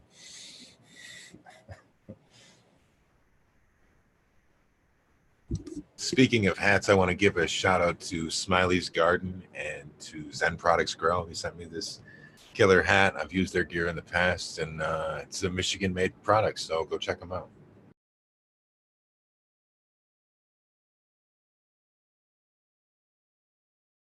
Okay, somebody say something dumb. Something dumb. I was going to say we usually rely on Skillable, or not Skillable. We usually rely on Sequence for that. Oh shit, he got you. Burned. I expected it to be me though. I grow with advanced nutrients. Oh, did I say that? Oh, I was unmuted. Shit. Wow, that's a self roast. The problem is he's the editor, so he's never keeping that. Yeah, he's going to find a fact. Exactly. Abolish, do you want to do an update on your computer trek? Yeah, we can. I love reliving it. Well, it's just that we got people that they were watching your other show. Yeah. You sounded so dejected. You're like, oh yeah. So I ordered a new computer to get it all set up. I got it here. It didn't turn on. Got sent them for a refund. Waited almost another 10 days or something like that. Got that computer back. Same thing, didn't power up. I checked all the cables, did all that. So now I've sent that back, and I've gotten some help from some friends and some suggestions from friends, and I'm just gonna build it from the ground up, as I'm getting a better computer for like $200 cheaper than what I was spending anyways. I just have to do a little more work. I was hoping that I can just get a pre-built one out of the box, but yeah. You're awesome, Newegg. I can't tell you how much I love you. Love you guys. See, now we're gonna get an endorsement. You did a great job. That would be great. I don't think it's going to change his opinion on Newegg. Just don't forget to grease your heat sink. Abolished. Grease your heat sink, okay? That was very Ben Kenobi-ish. Down to the hand gesture. I'm not sure if that was some tech support or he was flirting there. Actually, there was this is very not cannabis related, but it came out that Arctic Silver 5 was faked on Amazon last year, and they refunded money to tons of people. And that's the thermal paste they use on computer processors. So there you go. Hey, Kyle's here. What, no fucking drive-through this week, bro? Slipping. What's up, Kyle? My girl's picking up burgers. What up, peoples? Oh, shit. Hold on. Can you hear me? Yeah, we can hear you. I just rolled this joint to smoke with you. Oh, what up? That's cool. Tell us what's going on, bro. Nothing. Watching the Patriots. I want to hear from you guys. What's up with you guys? You know what it is. Sunday night live stream, hanging out with everybody here and in the chat, chilling. I only hear like you and you. Other people must be sleeping. Or maybe they forgot to put the mute buttons on, because I've done that before. All right, well, I want to shout out to 2020 Mendocino. They just threw in chat. They wanted me to give an update on my Keeper Pheno for the Pheno Hut Challenge. And yeah, I've been taking those down. I actually have 3 more still under the lights. They're not ready to give up yet, so we're going to give her the time they need. But the one that I've got picked my eye on, the one I think is probably going to be the Keeper Pheno. This is the 2nd time with her now. She's she was just harvested actually probably 3-4 hours before the show, so just hung her up just now. But this 2nd time around, she really blew up. They all did way better.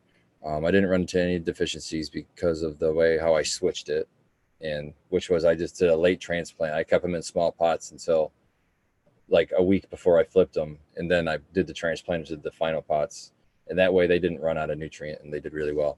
But Yeah, that number 6, it just has it's gassy kind of, but then I always get the strawberry behind it, and that's what always catches me. And it's one of those plants where, like my wife, she often will say, I'll say, "Oh, smell this one. It smells like this, or it smells like that." She was actually walking down one time, and when I put them in the dark area, it's usually over by the laundry room. And so she was walking past, and she stopped and said, "Oh, this one smells like strawberries." So it's one of those strains to where even somebody who's not so seasoned in the smells or whatever can really pick out that unique terpene, which is always a big red flag to keep your eye on this one, and so yeah, I'm really happy with that one, and I know that one's going to be my keeper. Now it's just the hard part is that you can have 2 entries, so I'm looking through the other ones to see if there's one that I think that at least holds up or is close to equal to that one. I may actually enter 2. I don't know. I haven't. Hey, I don't mean to cut you off, but what do you look for beyond just like terpene profile and stuff, like as someone that's hunting some seeds? Is it like structured, more like something that you can just tap and responds well to tapping, or like what do you do, I guess, to really test them out or hunt them? Yeah, I just grow them in the way that I grow everything, so that I don't have to change anything for them. So I want to see how they perform under my everyday conditions. So I'm going to grow them just like that. And you stress them at all too? Sorry to cut you off again. Yes. Yeah. At all too in the meantime? Yeah, I stress them sometimes if I have to, like training. Like if they're growing too fast, and I want to slow them down, or I want to spread them out, they're growing too tall. I'll do high stress training if they're growing really, really fast. I like to low stress train mostly. I use just the plant yo-yos and just stretch them down. But I'll high stress train them like these ones that were high stress trained. These ones that I'll probably be entering in. And when you do that, they always just build these bigger buds. I always found after the knuckle, there on up, it seems to just be a better structure. You don't have to worry about supporting them as much. And I always get bigger buds that way anyway. So I don't mind doing a little high stress training even at flower. Very cool. Well, the reason I ask is because obviously when we're pheno hunting seeds, you always look for the obvious, which is end product, how it looks in the jar. I mean, that's probably, we can all agree, somewhat of the determining factor, taste and smells and stuff like that. But ultimately, as a grower, I mean, I know I personally look for a little bit more. Obviously, yield is one. I mean, structure. I like things that, like you said, go well in your system specifically. But just also just knowing how things respond, because for me, it's like really hard to crack my staple. So just knowing how things are going to do. And then especially like the reason I asked about stress is because, like, let's say, you grow it once and it does real well. And you really pay attention and things go excellent. And there's really no stress given to the plant. And then you pick out of, the X amount. And then come to find out like that one doesn't respond to stress very well at all. Like, I mean, maybe, you topped it or whatever, that's a form of stress, but, let's say like, light conditions, like if you're hunting them too, and that's going to be your keeper, like try to like pull it out, keep it in darkness for 48 hours or, do like a 6 hour in the middle of your flower cycle, like do like a 6 hour veg or a 6 hour day, light on day, just to see how they respond. Because again, like if you're doing multiple lights of this plant, one strain, you want to know that beyond all else that this thing is not gonna screw you in the end. So that's kind of my 2 cents on that. Yeah, and I 100% agree with you. In a big setting, a larger setting, for sure, 100%. You take those measures. This is just my hobby grow at home. I mean, I not at work. Yeah, at work we're using vouched for clones, and they're solid because you don't want to run, even in solid clones you can run into weird things. I'm pretty sure we put it up on Instagram when we found one plant that we've never seen hermed for years and years and years in a room of 120 plants. It had one single branch. Same thing. That's on my first podcast. Yep. My Kyle's cookie. Yep. Yeah. Nice way to shout yourself out there, bro. Yeah. So, I mean, you're still going to run into things, but you want the most rock solid that you can have. I 100% agree with you. But yeah, in my home setting, I'm not that worried about it. I just throw it in my grow setting. If it does well, it does well. If it doesn't, it doesn't. I actually, the first run of this, it did suffer. It was nutrient deficient in flower, and in organic setting, there's not really a whole lot of options you have to really blast it with nutrients. So I just let it ride and let it go with really low nutrient. And it did Compost teas, bro. Compost teas. Yeah, but I mean, then you get microbials. Now you're worried about, did I spray a little bit of compost tea on my leaf or on my bud that's going to stay there and flag me for microbial if I throw it in testing? So, I mean, I've really gone away from compost teas. I don't really use them. I'd rather just do a top dress and wait it out. Well, water that shit in. Yeah, I can't speak too much about organic and testing. That's for sure. Yeah, so that first round was a little stressed from nutrient, too low in nutrient, and then but this round it went way better, and it got even better. So, in fact, it got more gassy and less strawberry. So I'm interested to see what happens as it dries. Yeah, back in the day when I was running certain nutrients too, I before I got on my system I am now, you definitely realize that plants, respond differently to different things. Obviously. I hope it keeps the strawberry, Spartan. I really do.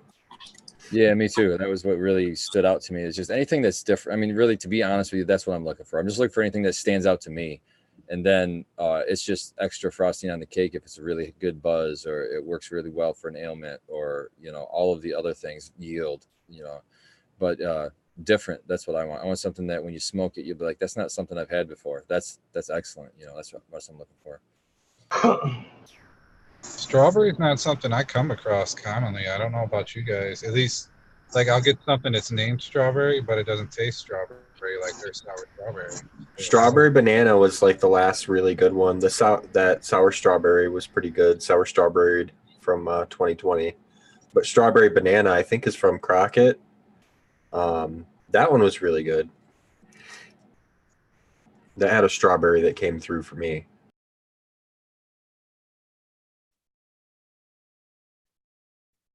I'm running strawberries and cream right now by Exotic. Man, that thing's got a really, really funky strawberry nose on it. Is that your first run? This is still my first run. It's pretty short, stocky little plant.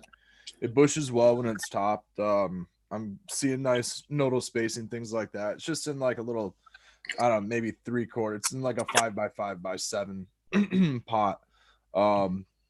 Nothing crazy. I mean, it's just a little test run. But I've got a clone of it that's top, so I'm waiting on that to give me some branches, man, so I can get some more clones. It's going to be a while before I get anything like that into production, but I have a similar terpene profile on this Great Glee, which is Sunset Sherbet and Great Pie. It's a Canorado creation, which has another like real strawberry, maybe raspberry, pomegranate type of nose on it. It's really nice, real nice. That one grows a little more like an OG, a little further on the nodal spacing. We'll see if that one sticks around when the strawberries and cream comes in, since they're so similar in profile. But I'll have to get them both tested also and see which one's better medicinally. They have really nice flavors, man. Real nice strawberries out there right now. Yeah, I hope to get one. I got a question, since we were kind of talking about pheno hunting there, that I've been wondering myself, because I find myself doing it, is do you guys find yourself like favoring hyper vigor when you're doing your pheno hunt, even over, say, like a plant that's got half the yield but probably like twice the knockout power? Like, I see myself a lot of times picking the prettier the plant, but at the end of the hunt, the bud testing, the plant that didn't produce or didn't perform as well has the better bud. Yeah, I can agree with that.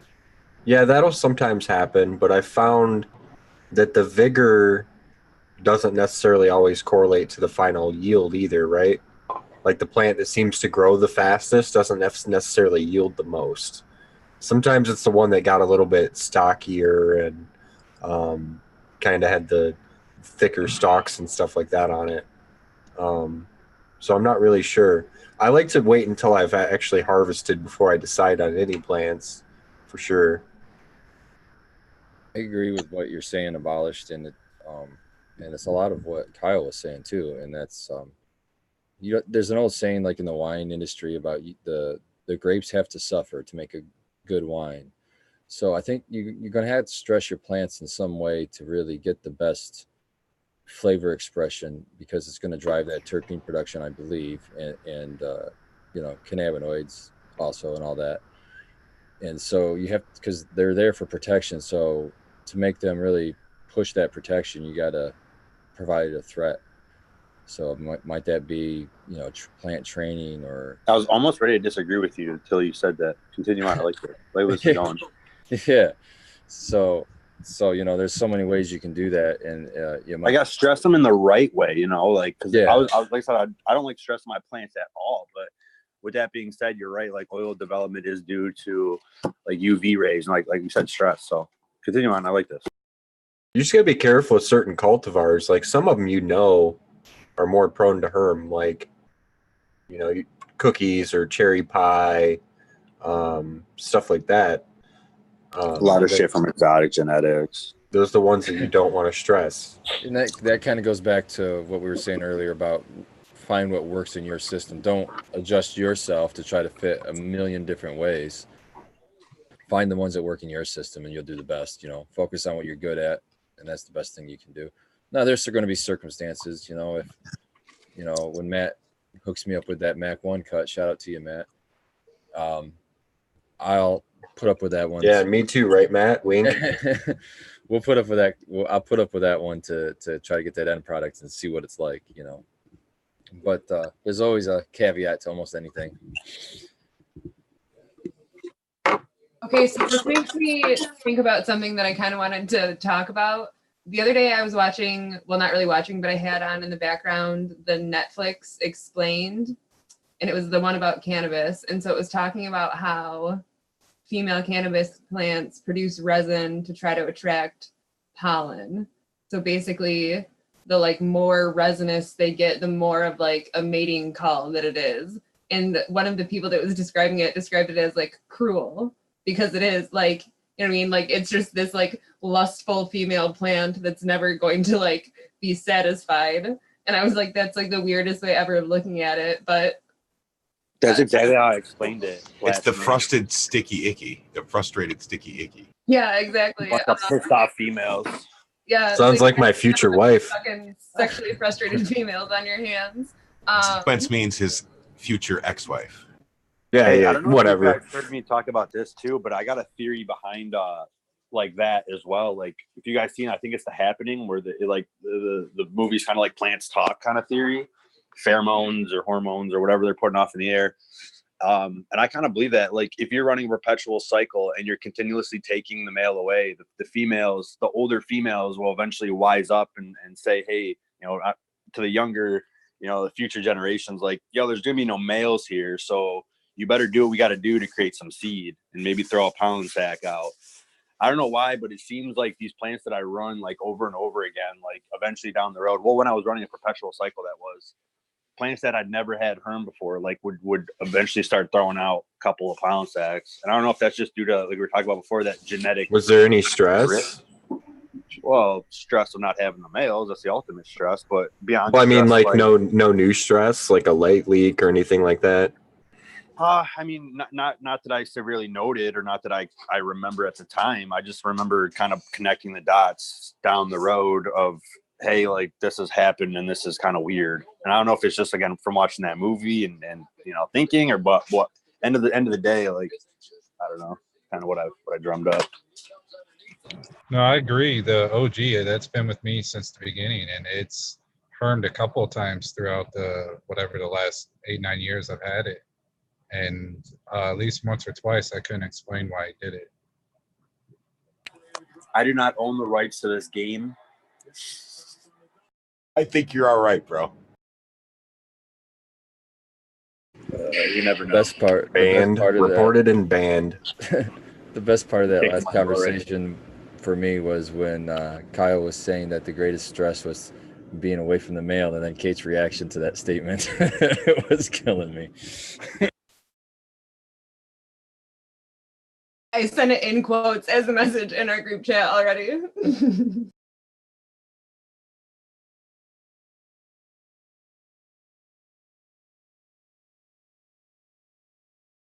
Oh, I knew immediately you were going to pounce on it. I was surprised I didn't hear you speak up. Poor Kyle. I don't got no comments. I don't even know what's going on here. Always in the dark. Kyle Gardner is.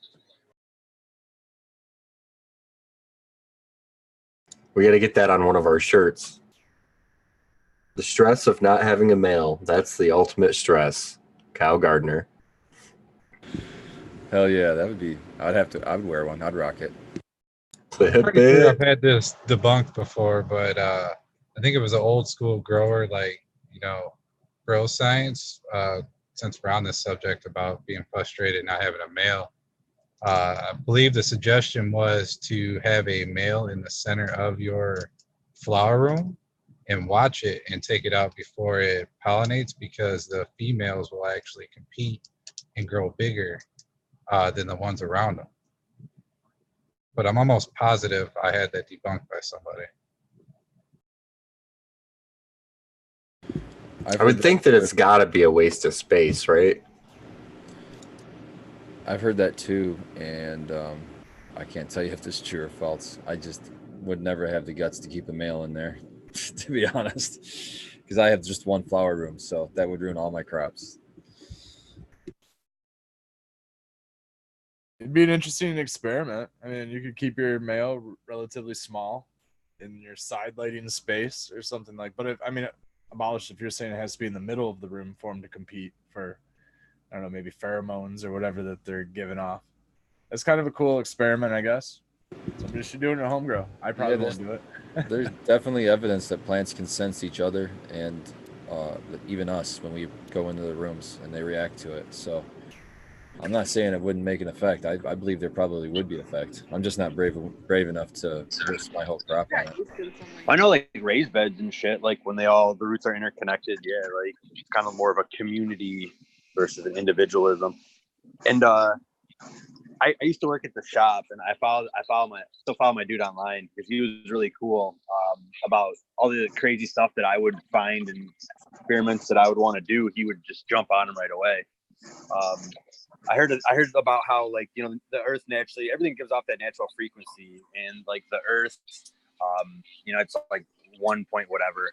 But when you take the plants out of the ground and you put them in plastic containers, there's like a real strong disconnect from the earth.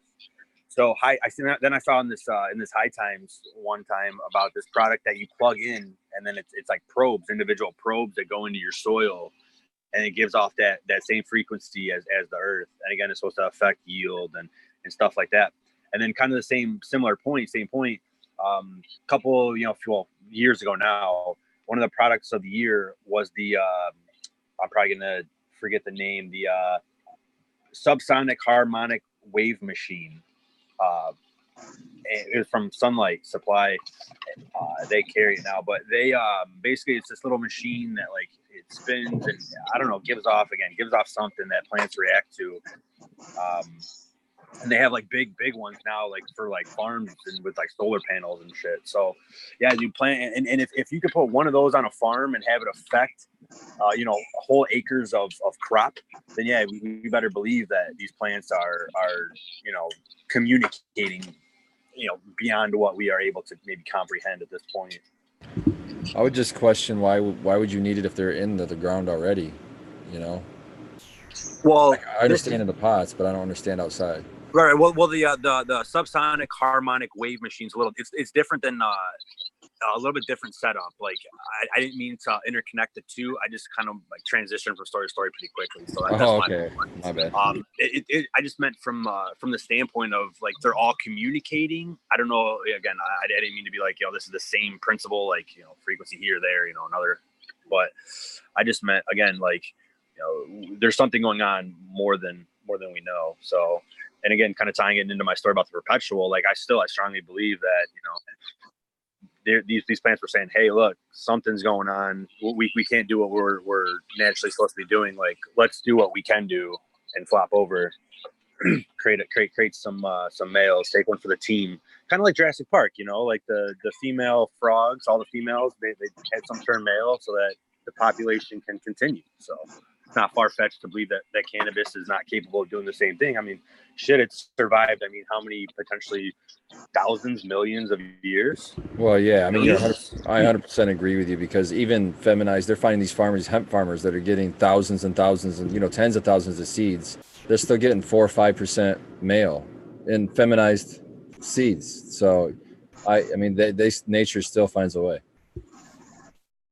Yeah, and I think if you let any plant grow long enough, it's going to turn a couple bananas in there to try to keep that gene pool going. If you're raising chickens and you don't have a rooster around, eventually one of the hens will like start acting like a rooster. Yeah, like they'll stop laying eggs and they start like hen pecking other hens and shit. I'm not kidding. So like, I mean, there is, I guess, weight to like having a male around. But you can do things like just continuously pop like shit seeds in your room, in the flower room, because they would sex themselves out, you know what I mean? And you could just pull them really easily. That would be like male pheromones from the plant, if that's a thing. And that's not really a risk of like shit fucking pollinating anything, unless you're like a fucking idiot or don't pay attention, you know?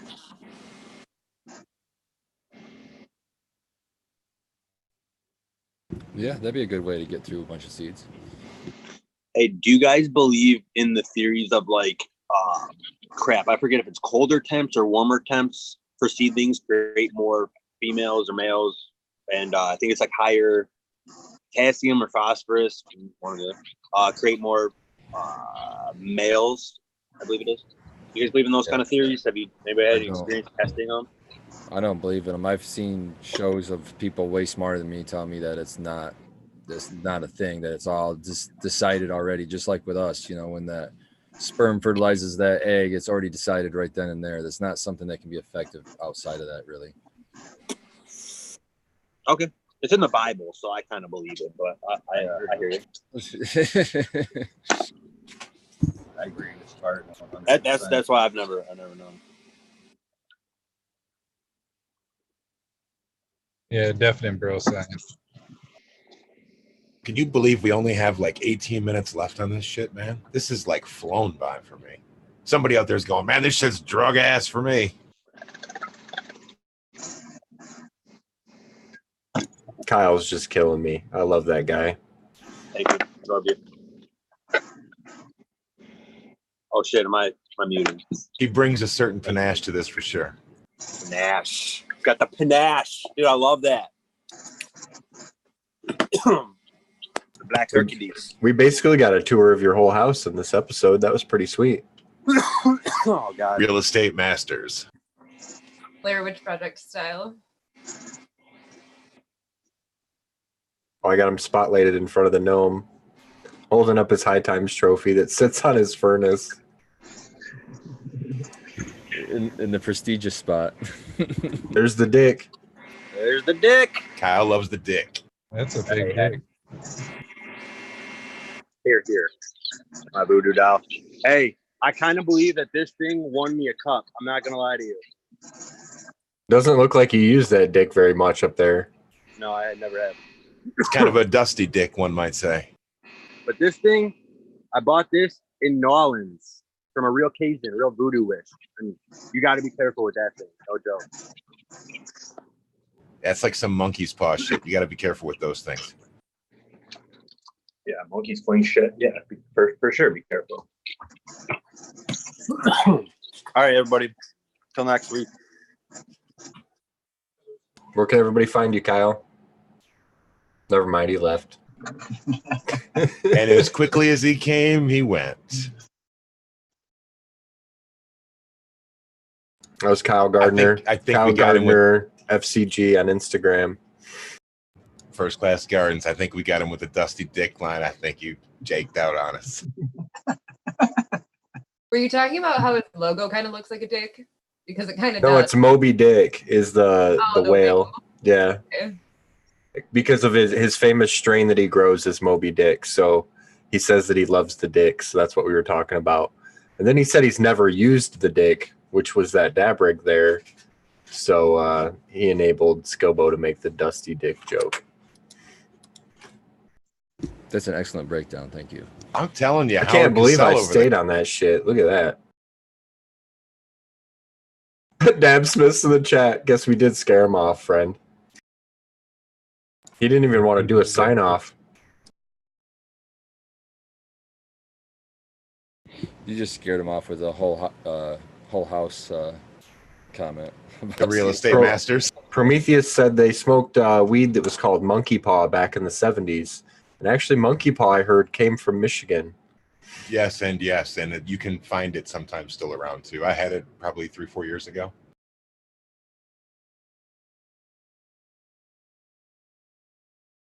Yeah, I had some monkey paw shatter this year, actually. Shatter, believe it or not. Yeah, I've seen it on the menu in dispensaries around here. Sir, those are provisioning centers. That's right. Yeah. Careful what you say. They're listening. Testing 1, 2, 3, 4. Abolished is a fictional character.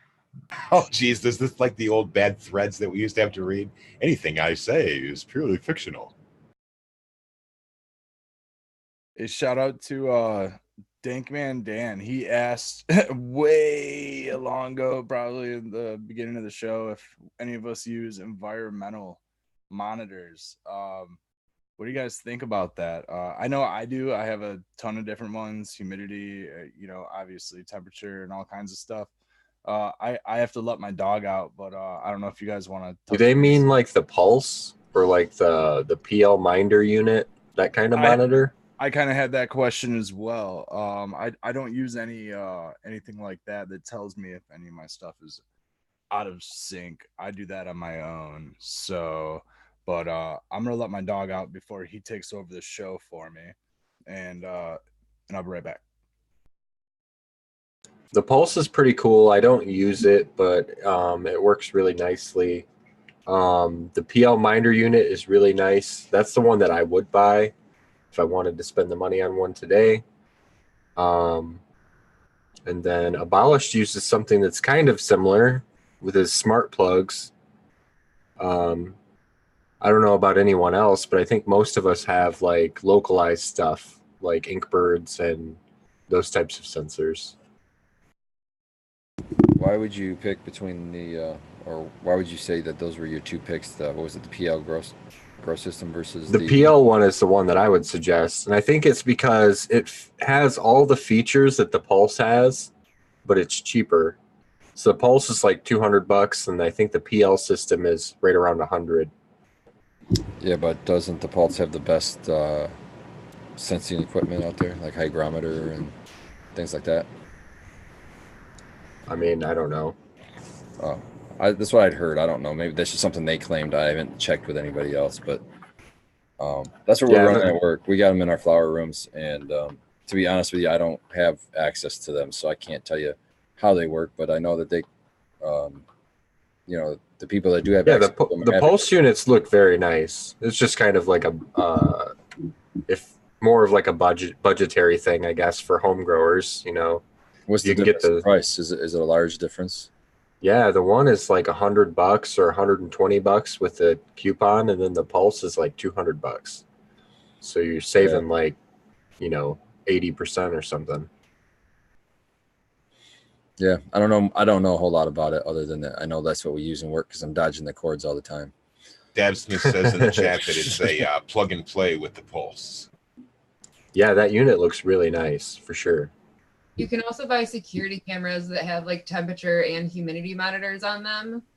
So like if you have a grow spot that's not somewhere that you're like near all the time and all you have in there is like little thermometers or whatever, you can get like a actual camera so you can like see your plants and know to some degree what the temperature and humidity is from the camera on your phone, which I think would probably be cheaper than something that can transmit that remotely to you. So that's an option. It's a great idea. Yeah, it sounds cool as hell. And the big thing too is try to find one that has a battery backup, because when your power goes out, you don't want it to just like zap all your information or whatever. It'd be nice That's to have like battery definitely backup. when you want to know what's going on. Yeah, That's exactly. the nice thing now is a lot of them probably would transmit data right to the cloud or something. See, we have at work we have a that pulse unit, but it's plugged in the wall. But they also have batteries in it, so if the power does go off, the battery in it keeps it on long enough to send the alerts out, so we'll know right away that our lights aren't on and they should be. So just for that alone, I think it's worth, as long as the other unit has that. But I'd pay $80 more for that alone. No, yeah, that's very nice. Yeah, the notifications thing alone is, people think that these environmental controls is cool because it'll turn things on and turn things off, but it's also so that you can control these remotely and you can be notified whenever there's any kind of parameter changes and stuff. So I mean, it's definitely 21st century shit, man. Yeah, it's nice being able to be at like the cups or events, or say like this Saturday or Sunday when we're hanging out. I can look at my girl at any time because of this technology. I mean, I love that. It helps me a lot. I'm never worried about my girl because I can always look at it. In my mind, I'm picturing that meme where Wolverine's like always petting that picture. You know what I mean? I was imagining you as Wolverine petting your phone screen. My lights have a built-in environmental safety where they'll kill if the temperature gets too hot in the room, like let's say your AC dies or something like that. But they'll also dim down different percentages, and I can set all of these settings, and it's Wi-Fi enabled, so you don't have to be at the grow to be able to monitor this stuff. So it's only temperature based, but I'm able to at least monitor what the temperature of my space is via that. And then that's Nanolux technology, if anybody is wondering about what those are. But they have basically a Wi-Fi, a Bluetooth and Wi-Fi based app-based system. You can kind of see everything, and I'm pretty sure that they're actually doing irrigation automation dosing. They're going to be doing some stuff. They may have it out now where you can control your CO2 and humidity with them as well. So. All right, guys. I think we should roll into sign-offs. We shall start with Eagle. Are you alive down there? I'm here. Just want to thank you guys for letting me be a part of the show, and you can find me on Instagram and YouTube. That's about it. You guys have a great night. Thanks for tuning in. Thanks, Eagle. Abolish.